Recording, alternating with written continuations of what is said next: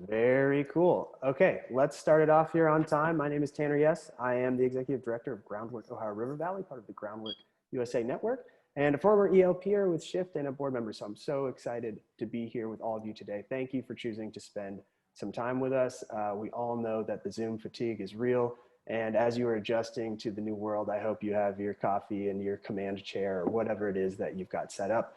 Feel free to go dark and do jumping jacks, take some deep breaths, whatever you need to do. But please engage with the conversation. Today, we're presenting on what is called resource managers as mental health providers.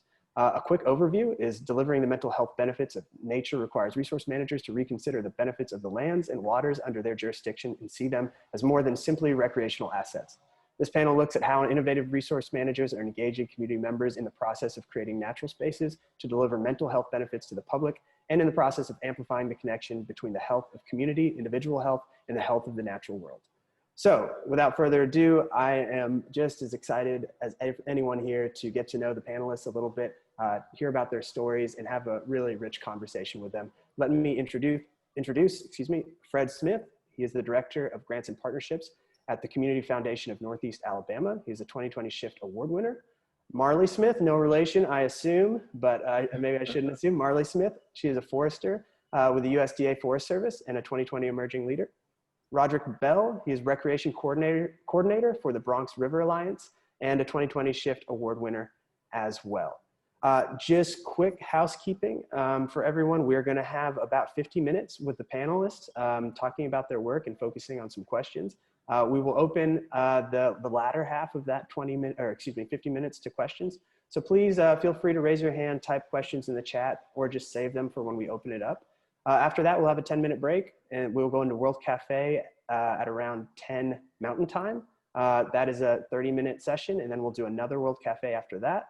We'll have another 5-minute break at about 11 Mountain Time, and from 11:05 to 11:55 Mountain, we'll do a roundup with next steps and kind of reporting out. So I'm going to start with asking all the panelists the same question, and I'm going to put it in the chat just to remind everyone what it is, the panelists and the audience. And we will start with Fred, but the question is, Fred, tell us about your work. How is your work engaging community members in the process of creating natural spaces that deliver mental health benefits to the public?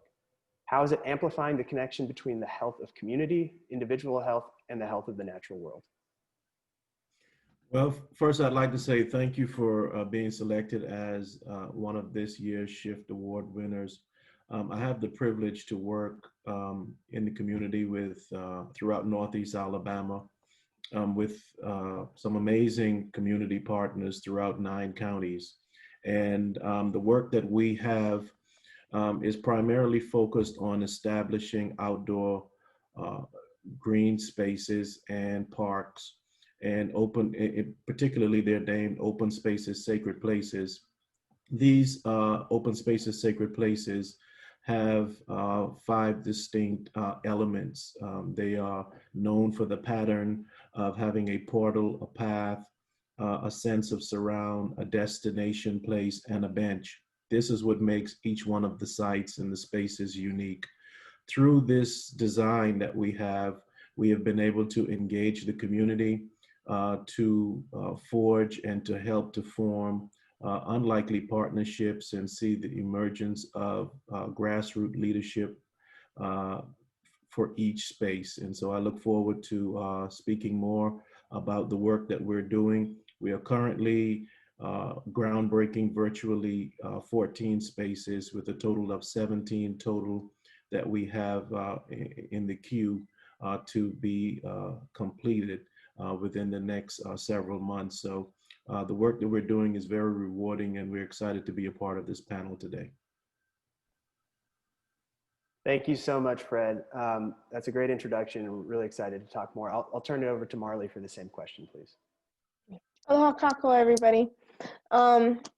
So the work that I'm engaged in is natural resource management under the U.S. Forest Service. And I'm currently transitioning into a permanent position. The last 6 months, I've been involved in the Green and Youth Foundation as an intern to transition into a permanent position. It's a wonderful opportunity to get youth such as myself who are recent graduates with their bachelor's degree to get into a permanent position with the federal agencies, not excluding any other federal agencies. So my work is based in watershed and forestry management of our resources. So that mainly day-to-day looks like making sure that our communities that need these resources have access to them, make sure that they're collaborating and meeting certain requirements so that we do not further degrade the land here on the forest in our district. And then a lot of community outreach. So I'm also involved, or I was recently put in charge of supporting youth to enter into this field. We have the Forest Service Guild that partners throughout the Rocky Mountain region, from my understanding. We call them the Youth Corps Group. And they are individuals ranging between 18 and 25, I believe, who are basically training as our technicians. So they go out into the field, build fence, help us with monitoring, help us with other projects that each of our specialists need assistance on. And I coordinated that group to make sure that it was a well-rounded experience for our youth in the community to be involved with their natural resource management and begin to understand what a career looks like within this agency and within this field. We are constantly talking about the health of the community because our community relies on its resources to survive. A lot of the individuals in this community are cattle ranchers. A lot of individuals have housing that does not have electricity or running water. So they require fuel wood resources to support their businesses as well as to fuel their homes for food and heat. This is a new realm for me because I am just a recent graduate. I graduated in December of 2019, this past year. And I have been working in the forest regions of Colorado. So this is a completely new realm for me in regard to the community I'm serving and the resources that we're utilizing from a perspective of solely providing those resources for the community that relies on them pretty heavily for fuel wood and resource. Thank you, Marley. Roderick, please, on to you. Awesome. Good morning, everybody. I'm going to introduce myself in my indigenous language, and then I will translate that to you. Wengapo, Nadasuis, Nominikisu Makwamp, Wachi Sinamaka, Wachi Pamamsua, Wachi Sinamakamaka. My given name is Strong Fearless Warrior. I'm a descendant of the Powhatan people of Virginia and North Carolina. We range from the areas known as Sinamakamaka or Virginia or Richmond, Virginia. I work with the Bronx River Alliance. I am the recreational coordinator. I'm in charge of leading the canoe program. We've mainly focused on the 8 miles within the Bronx, from Shoelace Park and 219th all the way out into the Long Island Sound.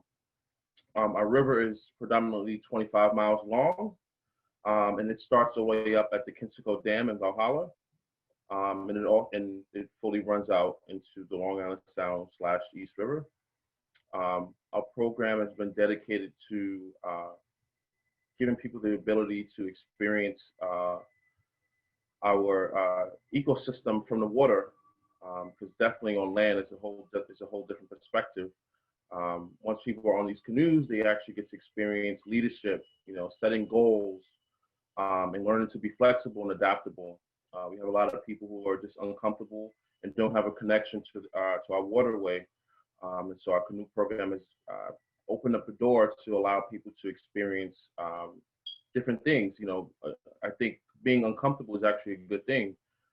Pushing past your limits and venturing to worlds that you never thought that you would experience is such a good thing. And it's so important for mental health and cultural health.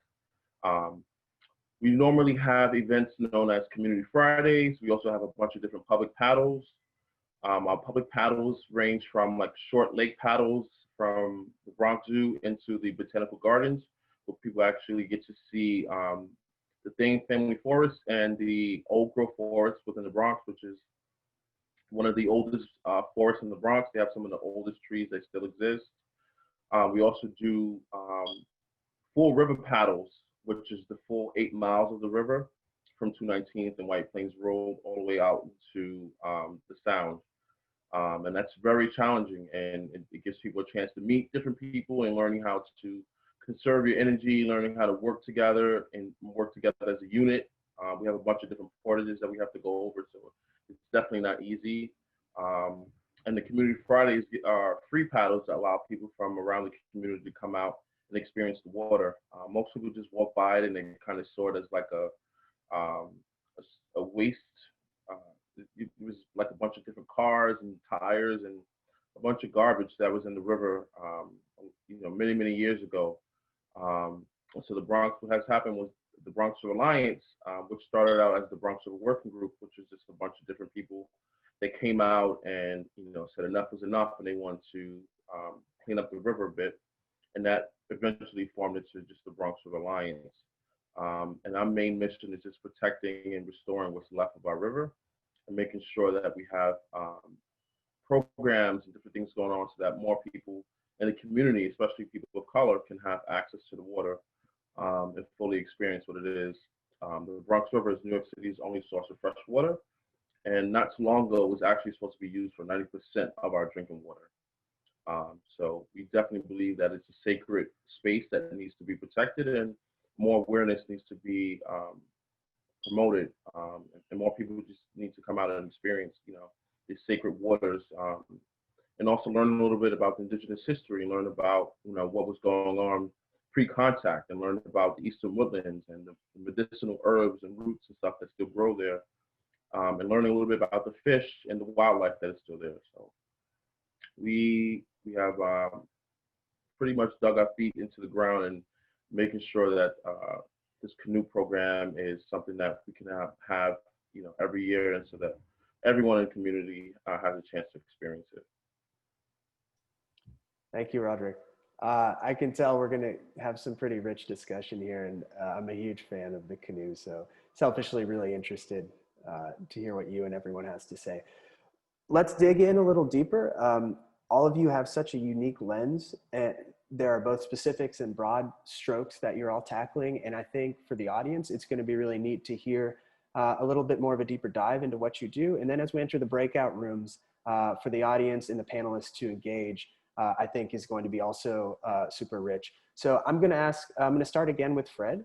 And I want to drill down a little bit. Community and engagement is obviously so important from your intro, and we want to talk about that and open that up a little more. Fred, what are some of the signature elements of the nature sacred park design? How are you including nature sacred design elements and still allowing for personalization of parks that reflect the input of the communities they serve? Great question. So the design elements are specific, but in the creation of the spaces that we are partnering with the community, there is a high level of creativity that's afforded to each member and each fire soul. A fire soul being the person, the leader, or the person with the burning passion to see these spaces not only begin, but also be completed and also maintained. But the 5 elements that are specific, it's the portal, which is the entryway, it's the path, which is what you walk on to get into the space. It's the sense of surround.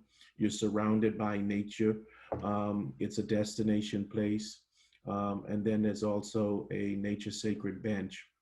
These 5 elements give all of the spaces a sense of uniqueness, and also give them give the spaces a sense of clarity, so that when you walk upon these spaces, you can see distinctly that these spaces are designed for a certain purpose, and that purpose is to encourage meditation, to encourage a place of peace, a place of community engagement, a place of refreshment for the body, and especially during the times that we're living in, where outdoor spaces and being able to benefit from the spaces in our communities are very vital. We've seen that these spaces have really, really taken a front and center stage in the communities in which the spaces are being developed. Um, what we found out, Tanner, from each one of these spaces is that each space has a story, and this is the creative aspect of the spaces. All the spaces have the same elements, but the creativity, the design, the story that the space tells, the architecture design, and even the implementation of the design is all led by community leaders. And so this then allows each space to tell a unique story. So each space looks like the community in which the space was created, because the community designed the space and the community implemented the space. So you have a great a dovetail of a level of structure, but then also it doesn't stifle the level of creativity for each one of the spaces. And the name is Open Spaces, Sacred Places, because it's different than just a regular park. You can be like, some of our spaces are actually on a park, but you're walking on the park and then you enter into the space. You know that it's different from the other aspects of the park, from the basketball court, from the baseball field, from the walking track, because when you enter into the space invites you into the elements and the designs that the space was created to have. So I'm really excited about the stories that we're seeing from each space. One of the things we also include in each one of the spaces is a journal, and the journal is attached to the bottom of the bench. The bench is a nature sacred bench, and it is attached to the bottom. So even a person that wants to come and meditate and journal, they have the liberty to use the journal and write the thoughts that they're feeling at that time, and then slide the journal back under the bench. And just think about the community coming. There's a story about the journaling I'll share with you. There was on a college campus, one of the spaces were established where a young person went in, grabbed the journal, and wrote their feelings in the journal. And the feelings were pretty dark in that student's life. Then another student came behind and wrote helpful resources. And of course, they're both anonymous writings, right? Wrote helpful resources to whoever wrote the post before, and then slid it under the bench. And then what you have here is this communication going on where people can anonymously share how they feel, but yet still benefit from the voice of the community.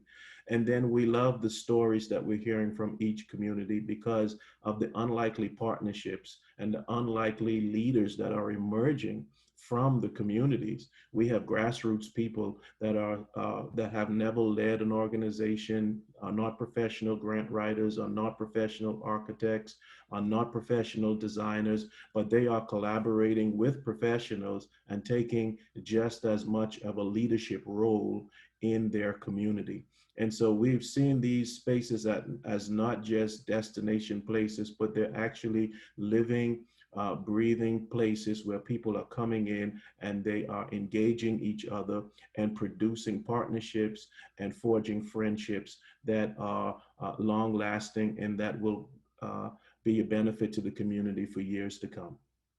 Man, Fred, I'm a reformed urban planner here, so we got to connect offline. Far too often we see spaces, parks, whatever infrastructure not designed for the people who are there. And what you're unveiling for us is all of this amazing untapped potentially that is coming about because you have a space that fits the needs, the communities, the desires, whatever it is. It's so inspiring. And I want to stay on the community aspect. So we're going to jump to Marley for that because Marley occupies such a unique space between the worlds that she is in and where she works in this nexus point. Marley, what work are you involved with that bridges various aspects of land management, such as research and management implementation, How does this work support efforts to connect decision-making of resource management to the health benefits of your community? Mahalo for the question. So although I'm very young in my career with the U.S. Forest Service, I have always been connected with this agency as well as the lands that I have had the honor of being raised in. So throughout my life, I have had different opportunities to understand the resources and nature itself within the different aspects that it gives to us and that it provides for us. And some of those aspects include research, academics, and the professional aspects of that asset to understanding nature. For example, I did research in Hawaii on Mauna Kea with the Institute of Pacific Island Forestry in collaboration with UC Santa Barbara, studying forest restoration on lands that had been repurposed for agriculture and livestock purposes back when the Hawaiian Kingdom was recognized as a legal sovereign nation. And so in that research, I was able to provide a sense of cultural connection within the research, as well as see where individuals who are helping support our very fragile ecosystem and how they were planning on gathering this data to promote efforts of restoration. It was an enriching experience, and I was able to see the benefits of research. With that, I have also worked at the Rocky Mountain Research Station in collaboration with various Colorado State University graduate students, looking at watershed management and the effects of fire on the landscape after severe burns, particularly the Hayman fire that I personally am connected to because I was raised on that mountain range, and I very clearly remember that fire, which was extremely devastating for the forest that is continuing to grow even to this day, and it's a very slow process due to the heat and the intensity of the fire. In regard to management, I started my life in this field of forestry and natural resource management in Hawaii when I was studying my Hawaiian Studies degree at Windward Community College with the Department of Land and Natural Resources. That is the State Department of Natural Resources.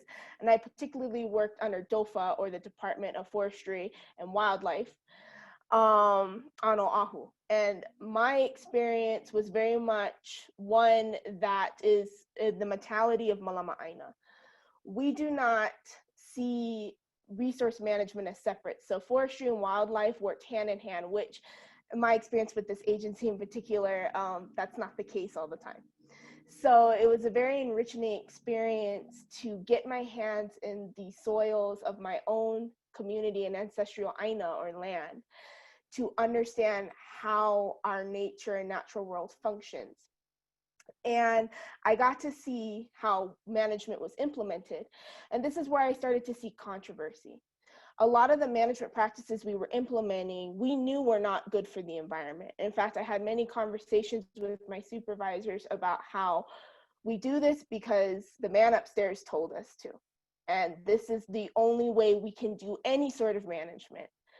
And it was very troubling to me, even from my own community, to hear that. And so at times, and then other times I would see them fight for things that they really did not believe in, and change the process of that management. So I saw the power in my community's ability to change, even in a government setting. And as I continued my education on to Colorado State, I worked for the Arapahoe Roosevelt on different levels. I worked as an outreach student ambassador for the U.S. Forest Service to promote diversity and inclusion in the Department of Forest and Rangeland Stewardship.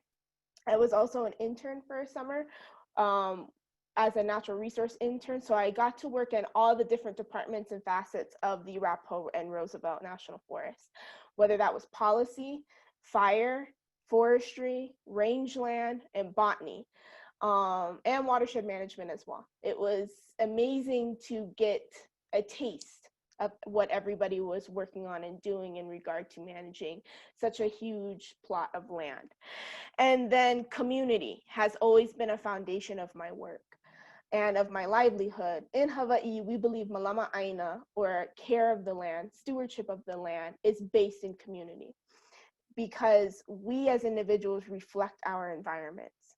We are a part of it as much as we are encompassing it. And so that has always been the foundation of my work. So I'm constantly outreaching to youth and to the following generations. I'm constantly connecting to my elders who have vast amounts of wisdom in regard to the lands that we share space in. And I've continued that even internationally. When I was doing my undergraduate work or completing my studies, I took on an independent study to develop a science program using paper foldscopes or microscopes called foldscopes. And this work was done to support indigenous communities of Ghana to utilize their traditional ecological knowledge in order to promote management of their resources in their own spaces. This was to promote that the ancestral knowledge they held had the answers. And I visited 2 communities. I visited in a urban community in Nima, Accra, and then we traveled to a rural community of Untonson in central Ghana. And both communities had youth that gave so much more knowledge than I could have ever asked for. And the connections that resonated there helped me move my passions towards this idea of transnational solidarity and promoting indigenous knowledge and stewardship of our lands, because that is the root of how we manage and understand access and resource management of our lands. So my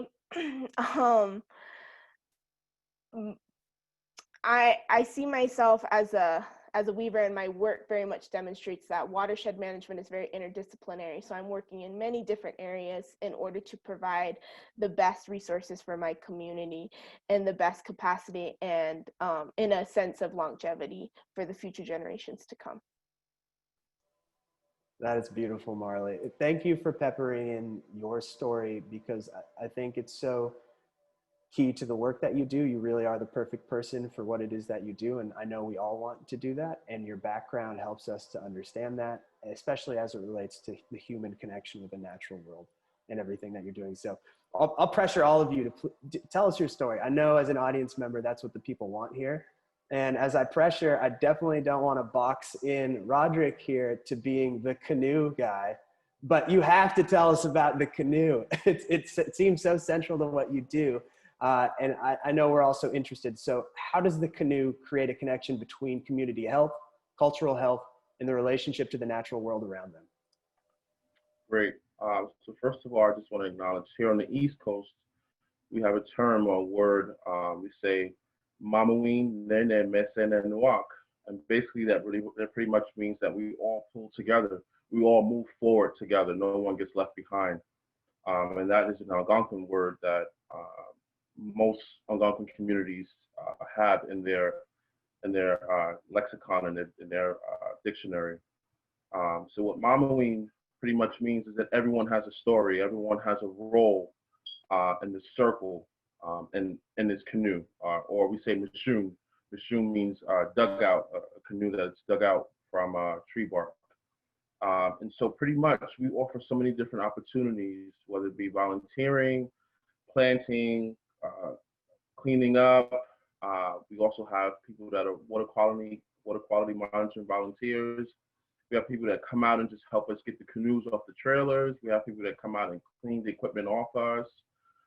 We have so many people that come and just paddle as like a spare person, because we have some families that come of like, it could be a mom and a toddler, and we'll have somebody that will tag along and volunteer and help them paddle. So we offer so many different perspectives and so many different opportunities for people to get a sense of what it means to be part of a community, what it really means to reconnect, culture-wise, and just live more healthy, fruitful lives or journeys. We offer so many opportunities for people to experience the river, the full 8 miles. We give people the space to meet new people and learn about different things, and learn about new opportunities. We give them a chance to learn about indigenous cultures. Even when you come out, you see different paintings and different artifacts that are remnants of Eastern Algonquin communities. And so canoeing is pretty much not a new activity for us. That's been going on for about 12,000 years, maybe even longer.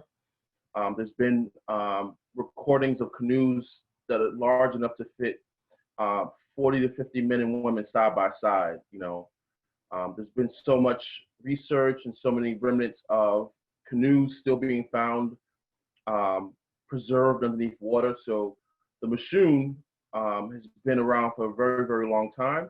And to us, the Mushoon helped us to reconnect to the past and the present at the same time. And we see the waterway as not like a division, but the waterways to us are pretty much an ancestral highway. It was a chance for us to visit our relatives from afar, a chance for you to trade and meet new villages, meet new people. They did whaling, they did so much traveling on these canoes, so they were a big part of our lives. And the way they were essentially living vessels. When we preserved them, we actually left them in the water, because if you took the canoe out of the water, it would dry up and crack up. And then that meant you had to go and cut down another tree. And the idea was to not do that. The idea was to preserve it and pass it along throughout the community. That way we wouldn't have to keep cutting down trees. Even down to when it came to winter, we would have people fill up the canoe with stones and rocks and sink them down to the bottom. And then once spring came back around and the water began to melt, somebody would go back down in the water, remove the stones and rocks, and bring your Mushoon back up. And that's how we pretty much preserved our canoes. And that's pretty much how we also lived our lives. We believe in preservation of the mind, the body, and the spirit, because everything was connected. And what we do at the Bronx River Alliance, we pretty much bring all of that together. There's a little bit for everybody. We have some people that are not comfortable just yet getting out on those canoes. So we'll give them something else to do, to be helping fit people for PFDs and teaching them about PFDs. We'll have people picking up garbage, helping to remove any of that litter and anything that may be in our water. So there's so many different opportunities for people to get involved, because everybody plays a role. No matter how small it is, everybody's role plays a big part in the whole of what we do, and everybody's voice counts. But essentially with that canoe, we're giving people the opportunity to see how important and see how sacred our waterway is. Our water was dredged, meaning it was widened, which could be a good thing and which can also be a bad thing. But our water quality is getting much better. Myself, along with another colleague, Christian Murphy, we go out very often with Save the Sound, and we go out and collect different samples, and we also monitor the water to see what's going on, dissolved oxygen, and see the depth and different things like that. So our water is improving, and people are really interested and want to know more about the waterway. They want to know the history about it. They want to know how they connect to it. And right now, my goal is to help people redevelop a love and respect for that waterway and for that green space known as the Bronx River. And like I said, not too long ago, it was supposed to be used for 90% of New York City's drinking water.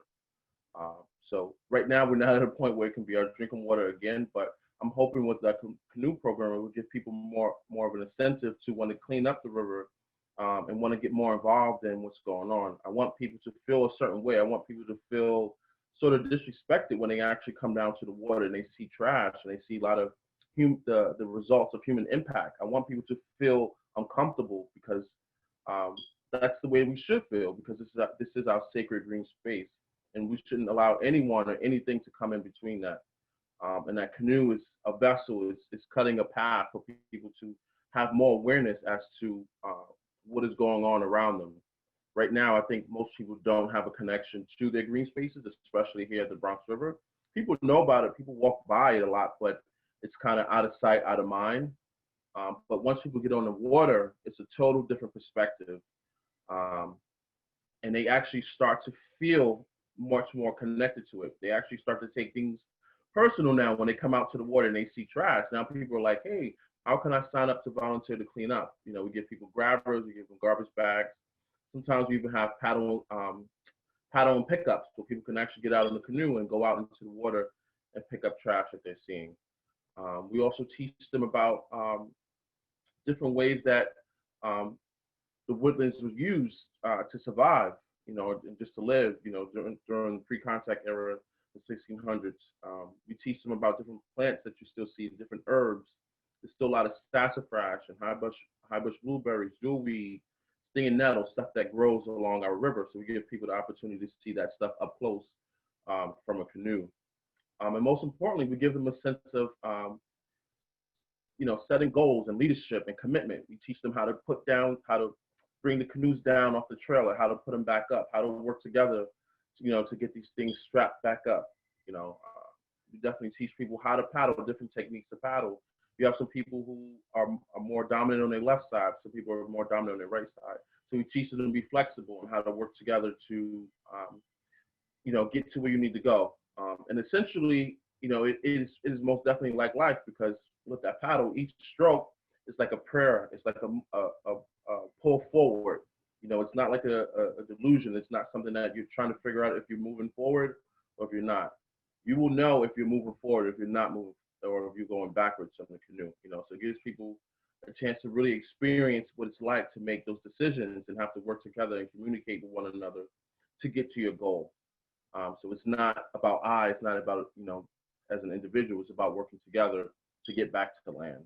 And usually we have people that get stuck or, have to deal with wind and current, and they're like giving up, like, I can't do this. I can't paddle anymore. I'm done. I'm giving up. And we just encourage them to keep pulling, because we're all in this together. And usually once they pull through and they make it back to land, they'll look behind them, take a look back, and they realize, like, wow, that really was nothing. I was just, being frustrated with myself. And we try to teach people to throw that anger and that frustration overboard, because that will cause a lot of, havoc and a lot of miscommunication on your paddle. And you really don't want that. You need to be, clear-minded, level-headed. That way, you set your goal as to where you need to be. And once people get back on land, it's a beautiful experience. Some people are hugging each other. Some couples are getting off much stronger, than they were before.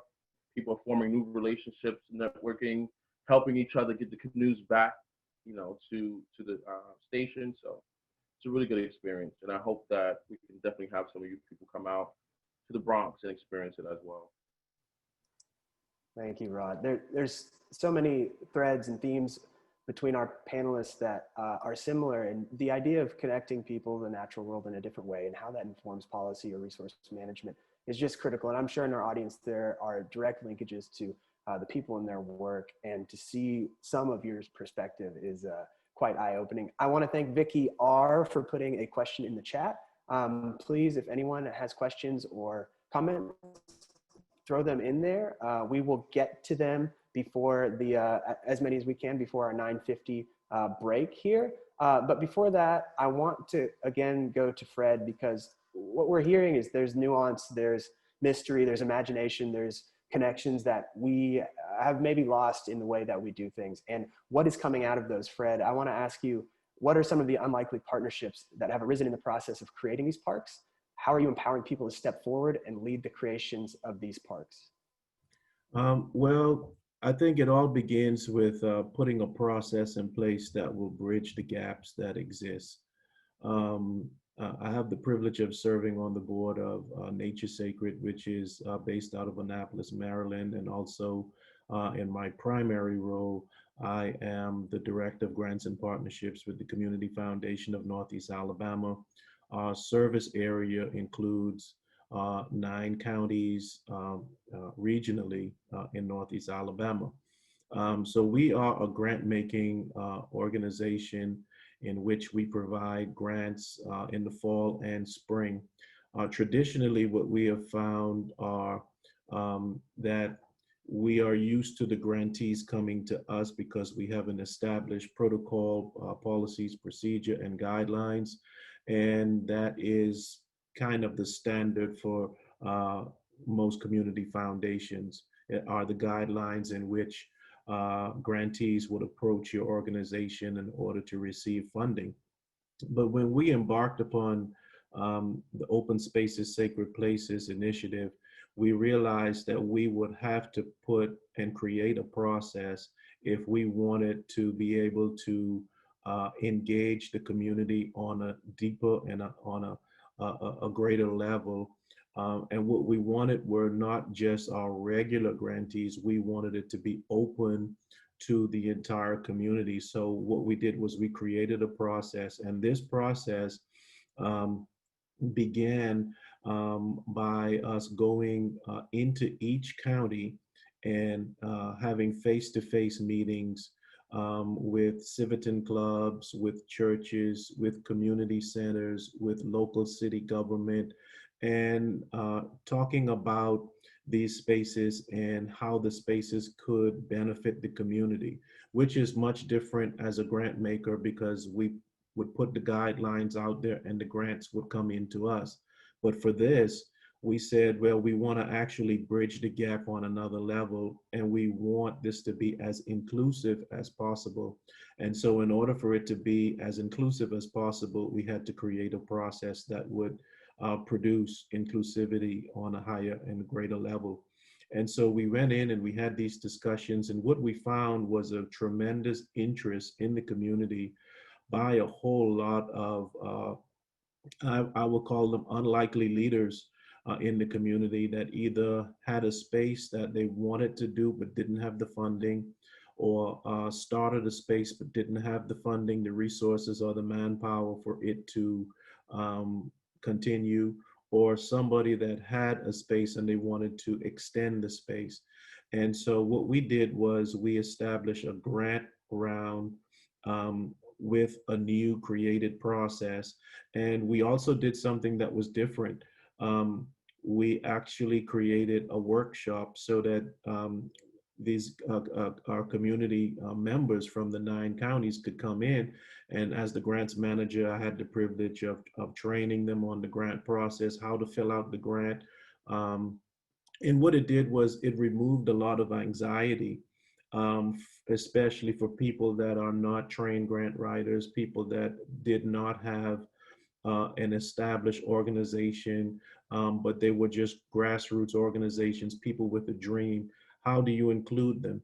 And so this process was able to include them. And so we actually provided a technical workshop. They came in, we trained them on how to fill out the grant, and then they had to submit a rendering. And the great part about it, Tanner, is we saw that some of the renderings came, it was perfect. I mean, they came from um, architects that have been in the business for years and years, and you can tell. I mean, it was specific, it had dimensions, and then some of the designs that came in were drawn on a piece of paper, right? And so it just showed you the range of engagement, but none was more greater than the other. It just showed that, you know, we have a grassroots group that have a dream to make a difference in their community, and there we have an established organization. So that's where we see the unlikely partnership taking place, where they may not have engaged each other because they would have probably been in 2 different silos, simply because of the level of expertise. But here you have now an open playing field where they are all on the same playing field and working towards the same goals. And so with that, we have spaces that we have a space on a HBCU college campus. We have spaces on church at churches. We have partnerships between churches and civitan clubs, local city government and communities. We have spaces that were established by gardening clubs, and all of the spaces were given a $10,000 grant from our organization. But if you go to the space and you were to look at, in Tanner, sometime you got to come down to Northeast Alabama and go around all the spaces and check them out. We're in the process of doing ribbon cuttings for 14 of those spaces that are complete right now. And then we have another 3 that will be online in the months to come, with a total of 17. and then eventually we will add an additional for a total of 18. But if you look at the investment that's being made in the spaces, it far surpasses $10,000. So what we've seen are in-kind donations. We've seen the community rally around. We've seen companies come and step up to pour concrete slabs, to put walking tracks or walking paths in place. We've seen landfill companies come to make sure that the land is right. We've just seen the whole community rally together, and the value of the spaces have gone up tremendously. I can give you $1 figure, like one of the spaces that received a $10,000 grant from us, when they went back and they calculated how much it costs to actually complete their space in the 2-year period, they reached up to $65,000. And that's just one space.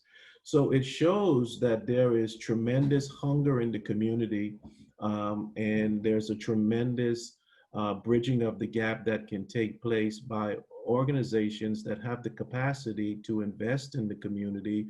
And the only barrier sometimes is that there are people in the community that do not qualify simply because of the type of process that is set in place. And many people feel like, wow, if I had a process that would include me, then I would be able to do a similar thing in my community. And I think that's something that's very needed by organizations that are grant makers, that have the capacity, that have the ability to make a difference in communities, is look at your process and make sure that your process is accommodating everyone that's in the community that you know needs the funding that you are dispersing to the community. When you do that, then you have a true picture of what it means for community leadership. And so what we have are leaders that have emerged that we call them fire souls, and really we're in the middle of our groundbreakings right now, and they're all virtual tapings that we're doing. And here's what we find. We're finding people for the first time ever going on camera. You know, they're passionate behind the scenes, but they're saying, listen, I've never done an interview before. What should I do? I'm scared. We said, listen, this is not about us trying to find out what you don't know. This is an opportunity for you to share with the community, and for those that will see this video, what you do know. You know everything that there is to know about this space. This is where you live. You helped to create this space. You're a leader in this space. You're a part of the organization of this space. You're part of the design of this space. So this space is actually with the community, by the community, for the community, led with the community, and it's going to be maintained by the community. One of the things that each space also has to have is a 10-year commitment. And so that means that we don't just plop the spaces down in random places, but we make sure that every person that is a part, that's a fire soul, that's an organization that's a part of these spaces, they have committed to a 10-year commitment to make sure that the spaces are maintained. And then at the end of the 10th year, then we will come with some refurbishing grants to make sure that the spaces are up to speed to the place to where it needs to be. So with that being said, we have a commitment with anchor institutions, with people that says, yes, the space can be here. And not only that, it's open to the public. People can come from all walks of life, and they can find peace, rest, meditation, and they can benefit from the creation of this space. And then 10 years, within the 10-year period, you have more fire souls that are being invited to be a part of those spaces. So you have then a continuation of this model, and it's replicable for other people. Fred, I've been wanting to cut you off for like 10 minutes, but what you're saying is so powerful, I couldn't do it. Thank you. Like, create those places, spaces, whatever, that really get to the heart of people and the issue. Thank you so much. We only have couple minutes. Also, I take invitations seriously, so I might see you down there in Alabama sometime. We only have a couple minutes left before we get in breakout rooms, which I think is going to be very fruitful, so you can engage with the panelists more, because I'm sure the audience wants to talk, hear more, and be involved in that interaction. I just want to recognize Vicky for throwing out a real world question, and thank you, Rod and Marley have been in the chat. Vicky said we are interested in installing a meditation type garden in our regional park in Wisconsin. There are several populations that are indigenous as well as refugee populations area. What kind of advice can you give for making sure the experience is authentic to everyone? And Marley and Rod were able to expand on some of their ideas. And let's take that spirit into the breakout rooms here in 10 minutes. All the panelists have kind of a topic or a question. I'm not sure how you'll be assigned. Our tech people will do that, but we do have a topic or a question, but feel free to bring in whatever spirit or whatever questions that you have gotten from this opening discussion into your panel.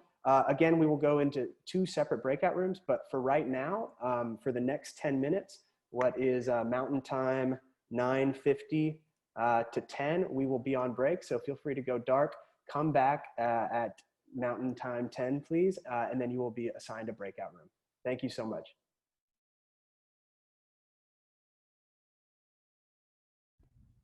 Hey, how's it going, Tanner? Pretty good.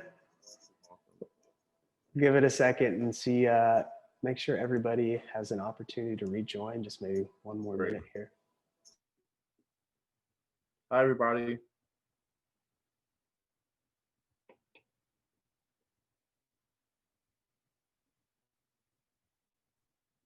I just want to say, Rod, that I love your welcoming presence. You're always so like, I just love the energy you bring and how welcoming you are. Thank you. I appreciate Mahalo. It makes me feel at home. So much. Thank you. Thank you. And here on the East Coast, we say tabutne. Tabutne means thank you in the Algonquin language. So you also find in English, there's a lot of remnants of Algic, the Algic language. Even words like opossum, a raccoon, moccasin, a scooter-squash, succotash, those are all words from the Eastern Algonquin vocabulary. So that would be good to share that you guys have all spoken some form of Algonquin in your life. I love this language exchange too. Just because, so Hawaii, we also have, in Polynesian culture, we have those roots as well. So like taboo comes from the word kapu in Hawaii, which means taboo. Okay, so it was our cultural system we lived under before we were acknowledged as existing by Captain James Cook. Wow. He wrote it down in a book that we existed. Great. So, yeah. Thank you. Thanks for sharing that. I appreciate that. And that's also one of the ways that we, incorporate indigenous culture into our paddles, teaching people, the language, so they actually know why we say these different things or why these certain areas are called what they are called. That's how you bridge that connection and redevelop that love and respect for where you live. And I definitely believe that we can promote people to, respect the environment all day, but if they have no connection to it, if they have no incentive to it, then it falls on deaf ears. You really have to make them see themselves as a part of where they live. That's how you get more people engaged in the environment. Hey everyone, I was just hiding as to let the organic conversation continue. So I think we missed so much. It's a couple of the groups and I talked about on the networking and the human aspect of that, this now that we're virtual. That it's nice to see people just talking organically. So please, we can use that time, the remaining time, as much as we want for that as well. But in the interim, I will attempt again to turn it to Rod and see what he and/or his group have to say. Awesome. Thanks again, everyone, for joining us, and thanks for Schiff inviting the Bronx River Alliance to be a part of this. Essentially, I'm just so happy that I've been able to be a part of this organization, this alliance, which has been pretty much helping to navigate and bring our coastal communities here in the Bronx, much more closer with the water that surrounds them.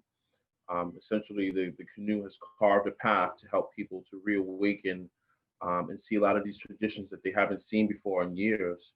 Canoeing in itself is a whole tradition that most people don't really get a chance to experience. A lot of people have the stereotype of only a certain race of people actually canoe, and that other people, especially people in communities of color, don't actually canoe. So I'm so happy that I've been able to help break up that stereotype, and introduce people back to these traditions, being out on the water and learning about indigenous culture, and helping people to reconnect with whatever tribe or part of the land that they actually come from. Just helping them to reawaken and celebrate life, and just celebrate working together and having community, being committed to something, setting goals, learning to be in that leadership role that they may not be able to experience in their day lives, being out on a canoe and actually learning how to take charge and lead. Those are all really good, strong techniques or things that we need to incorporate into our own personal lives so that we can be better people, much fuller people, live much fuller lives.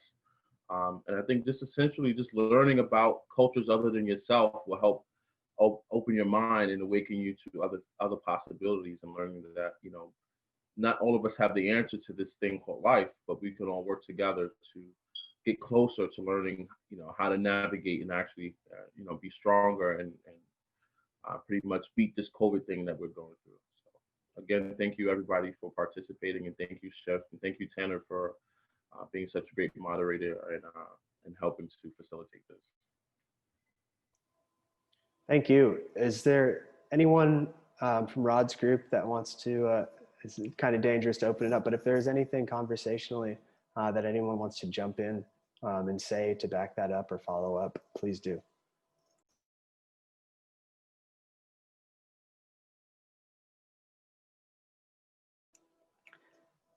And if not, we'll pass to Marley, please.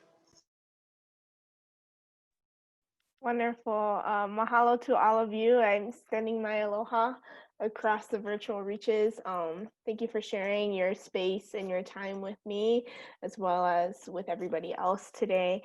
And thank you, Tana, for moderating and facilitating. You're doing an amazing job. And for all of our panelists who have also dedicated time to share their stories, vulnerability, and compassion for this work. It's been an honor. I'm completely humbled to share this space.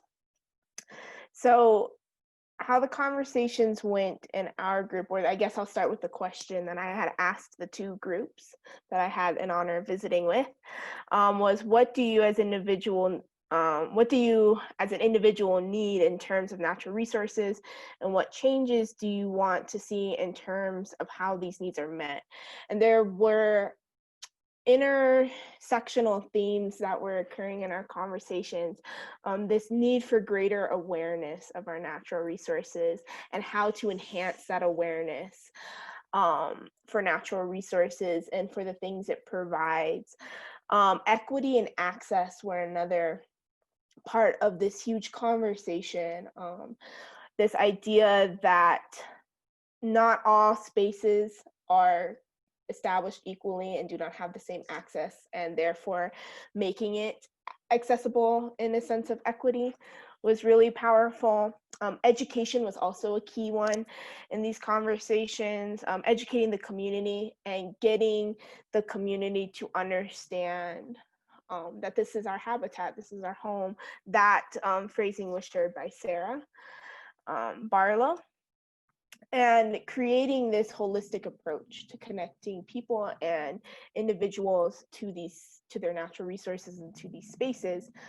The conversation also went to safety and access. I think those go hand in hand when we're talking about our natural resources at all levels and aspects of how we are trying to address our needs. Is safety is number one. If you don't feel safe, you're not going to interact with it, right? As we continue this conversation, representation and seeing that representation seems to be a common theme popping up.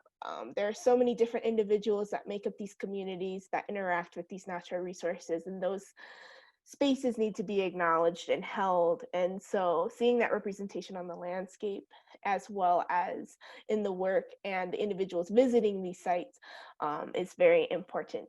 Engagement is important. Engaging every aspect and level of the communities we're serving and interacting with in regard to our natural resources is key to having people become aware and see desire and need to keep these resources and be aware of them. Collaboration was a big one. So there was a lot of conversation, especially in the second half, about getting the medical community involved with natural resource management, planning, organizing, helping them become advocates and engaging them in these conversations, because as one who's in natural resources, we do not have a medical professional who talks about the importance of clean water, clean air, sunshine, all these things. A lot of this context is taken into a space or into a perspective that is, well, we need clean water to support ecosystem services. We need clean water to make it, visible, seen beautiful, and it is beautiful, preserve its beauty in the landscape, but we never talk about the physical individual health benefits, and that those individuals aren't always in the space to collaborate, and so getting them to engage in that. And Daniel Silva's, actually, his wife is in this summit. I'm gonna call him out because his wife is involved with this organization called Healthier in Nature, and it's health coaching wellness in nature. And I believe he's on. Do you want to speak to that, Daniel? Yeah, can you see my video? Yes. Okay, yeah, I was just saying another session that, we're focused on this, especially the medical community is focused on the patients, and sometimes we're trying to pitch it to the medical community that nature is important, you should prescribe it. But we also need to focus on the healthcare professionals as well that don't have that connection. And so my wife's business is Healthier in Nature, and she's a health coach for healthcare providers, and hopefully through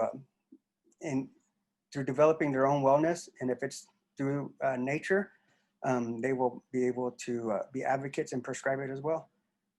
So that's that part of it. But I like this intersection of, we had a broader discussion about healthcare providers coming to, I work for the Forest Service. So how do they come and show up to help us manage our public lands? And so it's just rich discussions, and I like all these leverage points. Thank you, Marley. Mm-hmm. Yes, no, thank you for sharing the connections that you have as well as the space. I'd also like to continue to talk about this idea of collaboration. The conversation started to go into this idea that, at the top level, we're seeing a lot of problems, and where real movement and change is going to happen is through these communities that are connected to their natural resources. So not only engaging those communities, but building collaborations, whether that's at the local, county, state, regional.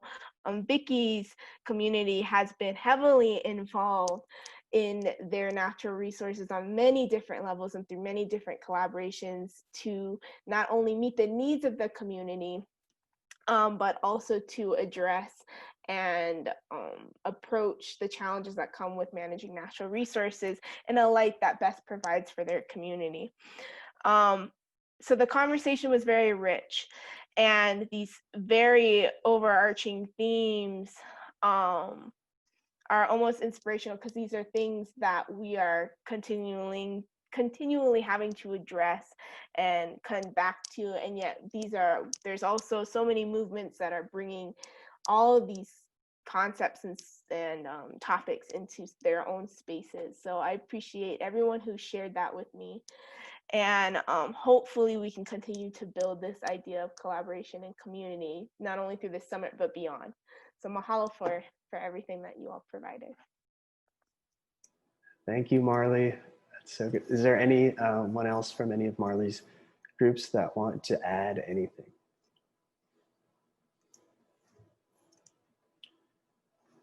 Great. So I'm going to go next because I know Fred's going to finish strong for the group, and I'm going to save the best for last. There's a lot of rich discussion. So happy to connect with all of you in this way that we can virtually, and it's nice to see different faces, and like so many of us have said, realize that there is a lot of good work and love still going on. our conversation, of course, we talked about COVID so much and what's going on. And the thing about COVID that I think we all know is that it's highlighting all of these issues that are not new and that we all know about, yet there's a new context and a new frame. So if there is opportunity within that, how are we going to harness it? People are reconnecting with nature in all sorts of different ways. How can we use that popular support? How can we leverage policy? How can we fight and pull for more resources and budget in places that need it more than others? And using this COVID scenario as a way to highlight issues with inequities or access issues it's pretty obvious right now. So Edith Silvas, who's in Cheyenne, was talking about this in relation to tree canopy as well. There's no surprise, again, that places, especially in populated cities with the poor air quality, have fewer trees and so forth. They have more impervious surfaces and all of this. How can we use that context as a piece of the puzzle? And Carissa from, I believe it was Pittsburgh, was talking about just the huge 250, or Cleveland, excuse me, 250%, 300% increases in parks. Again, this is going on. There's all sorts of repercussions from this, but how can we harness that as people are connecting with nature and do it in a more positive way? We're thankful to have some land managers like Mary from Baltimore.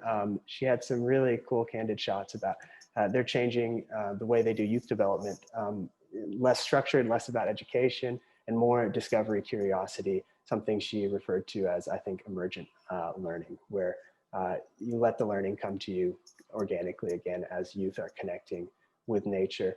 And Kim Rosado was talking about a lot about really interesting topics along kind of more natural medicine, how people of color, indigenous cultures especially, have embodied a lot of the natural medicines and methods that have been appropriated. And this is kind of something similar that's going on in the broader outdoor or nature movement, and that these populations and people need to be welcomed back in through a lot of the ways that Marley and Rod have talked about today.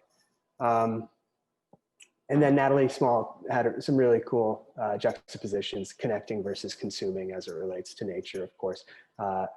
If you're interested in some really cool surfing outcomes and mental health, talk to her, doing really cool work all over the world. And I think I will leave it there and turn to Fred. Does anyone from any of those groups want to add anything? Please do now. If not, here in a second, Fred, go for it. Well, thank you again for this awesome opportunity to share with so many like-minded individuals. And our sessions were great. We heard so many great comments and ideas, and even at the points of discussion where we didn't have come up with a solution for what we found was something that was similar across the board. We did realize that we have so much more in common that can unite us than actually separates us. With that, our question for the group was, what's the biggest challenge or barrier faced by you or your community in creation of relevant community spaces? And then there's kind of like a part B clause to that. What are some potential solutions? And so we had a lot of great comments that I think would be beneficial for, any community. And here are some of the takeaways that I have. One, there was a comment about the need for more community leadership, not just property management, and the inclusion of developing emerging leaders, and what that looks like in the community to be inclusive, to actually engage other sectors of the society and of the community. Another one was conducting listening sessions in the community. We talked about the divide that can sometimes take place between, or the power divide that can take place between, and we did it from a grantor, grantee perspective. How sometimes just the power dynamic alone doesn't allow for as many people or grassroots people that would like to be a part of the solution to be engaged, simply because they can't qualify because they don't have established organizations. They have the passion, they have the potential, and they have the same purpose, but they do not have the qualifying organization to be able to benefit from the resources. So another one was intentionally creating processes that can bridge that gap. And then also having partnerships, unlikely partnerships, so that there's not a whole lot of weight for one person to carry out the maintenance of the creation of a space. Actually encourage groups to partner together to do it together, so that the maintenance, the creation, the design, the follow through, and the longevity of the space is not falling solely on the shoulders of one particular group or one particular person. Um, and then also we talked about providing platforms for people to speak, but the discussion was great when a comment was made. If we do provide greater platforms for people to speak, be willing to actually carry out the ideas that you hear. You know, so if you pull people together and you ask them to give you ideas, then actually be willing to follow through with the ideas that are being suggested to you. Um, and there was a comment about how many gardens are being lost and the negative impact of that. And then also creating opportunities for more accessibility into neighborhoods and surrounding parks that maybe it can be more beneficial for more people. So those were a few of the comments that we had. We had some great solutions in those comments, but where we didn't have any solutions for, we did have, we shared a level of relatability to see that even though we're in different parts of the country, different organizations, we still have a lot of things that united us because we're all dealing with some of the same challenges and have the same focus point in mind, and that is to create meaningful spaces so that the community can be improved and benefit from these spaces. Thank you, Fred. Thank you so much. And I apologize for overlooking Lindsay and her group. So please, if you're out there, go for it. Thanks, Tanner. I want to start by saying, like, huge shout out to the panelists. You guys did so great. It was really awesome to get to help moderate conversation after that. And I just felt like you guys set a really high bar, and I was just so impressed with all the work you guys are doing. So kudos to all of you. Yeah, I hosted breakout rooms as well. I'm in the ELP cohort. That's why I was hosting breakout rooms and not just a random name. And in my group, we looked at the question, what examples do you have of successful community engagement in the shaping of public green and blue spaces that would benefit the conversation? And I think in the first group, we focused a lot on thinking, like, what do we mean by the word success? That's kind of ambiguous and very subjective. And so some of the comments that were made and what does success look like in engagement is improved health, bringing out more families, creating community, meeting ecological needs, developing a conservation or land ethic.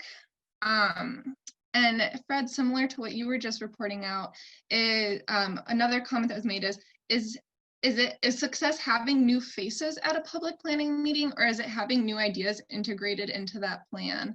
And I think that that's something I'm definitely going to like carry with me moving forward, is like making sure you have that integration piece as well, and identifying and defining success early on collectively. And so then we ended up talking a little bit more about some of the challenges that were faced, there were some folks that were working with the Forest Service in my group, and they were talking about siloing within the agency leading to difficulty in like broader engagement. So while there's some projects that are doing a really great job at like working on the ground and engaging local communities, those partnerships and those relationships don't translate to like the broader agency, and so that leads to a lot of disconnect. And so siloing being oh my god, I can't talk. Siloing being a huge barrier. Lorena shared a really awesome example working down in the Amazon, where communities down there were faced with a barrage of visitors, and so the local community developed their own conservation ideas to protect the forest. So that's like integrating trails and things like that. And then those approaches were then used as a model at the federal level. And so it was a really cool example of like grassroots work getting translated to like federal use.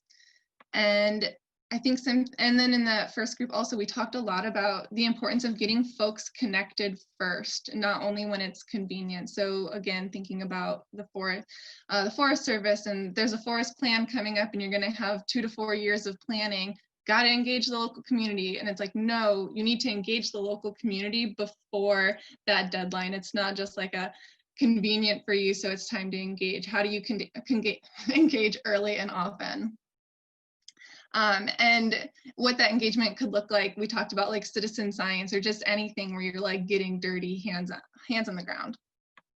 In our second group, we talked more about how to engage during COVID and what some of those challenges looked like. And I just want to preface it with, we acknowledge the fact it's important to like give ourselves grace during this time. We're all trying to stay afloat. And so it's hard to save the world while you're just trying to like, you know, not cry that day as well. So give yourself grace, give everyone a little bit of grace during this time. And one of the recipes for success in continuing forward momentum was progress that was possible thanks to established partnerships and infrastructure. And that was from a university researcher in Ohio. So they didn't have to start from scratch while the world was flipped upside down. They already were partnering with folks who were doing it right. And then there's examples of doing socially distanced walks to get folks understanding on the ground issues and problem solving, and realizing that that's something that works for some communities, but then other communities, there's a woman from Phoenix, and she works for the BLM, and she said that with the number of folks that want to engage, they're completely at a stall right now because it's impossible to find a way to engage, you know, hundreds, possibly thousands of folks in the public comment period or in community engagement when you can't do so safely. And so I think there was like a common thread of realizing that the folks you're in partnership with and the support you're getting from them is really influential in like the way that you're able to move forward during this time. Yeah, if anyone from that group wants to add anything else, that's what I've got.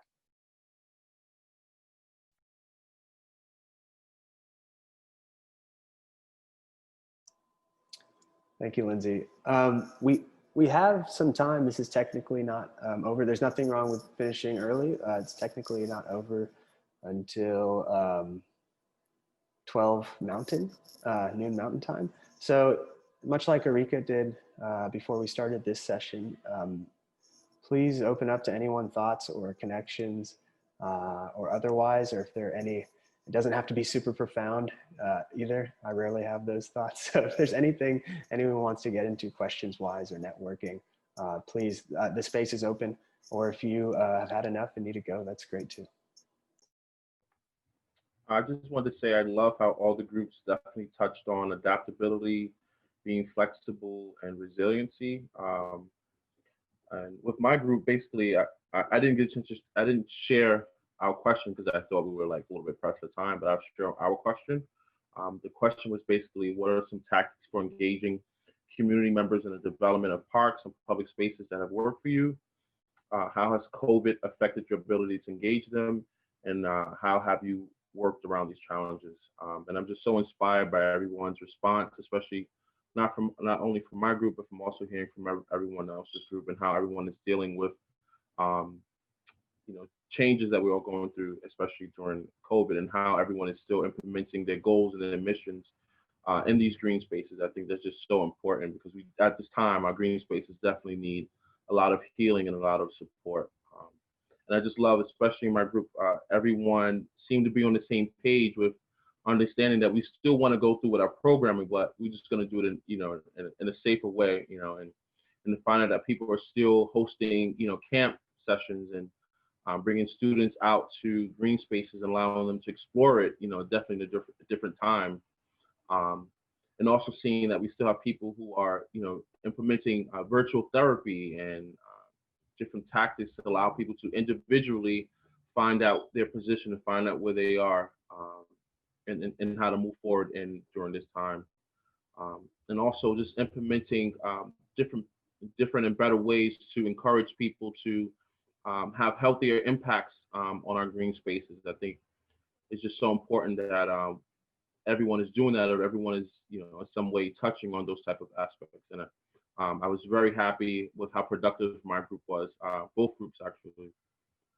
So I just want to say, again, thank you everybody for participating. I think everybody had such rich ideas and opinions, and I think this was just super successful, and I can't wait to absolutely do it again.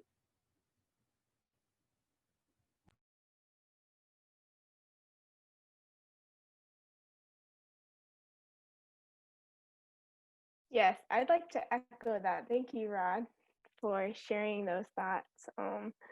This has been a very enriching and rejuvenating space for me to collaborate and share ideas. One thing that I thought might be beneficial for everybody to maybe discuss or just sit with is in the first group, particularly, we asked a lot of questions. And Sarah and Micah provided some very interesting questions that I think that we were able to discuss and share thoughts on. And we had discussed this idea of how to build trust with the communities that have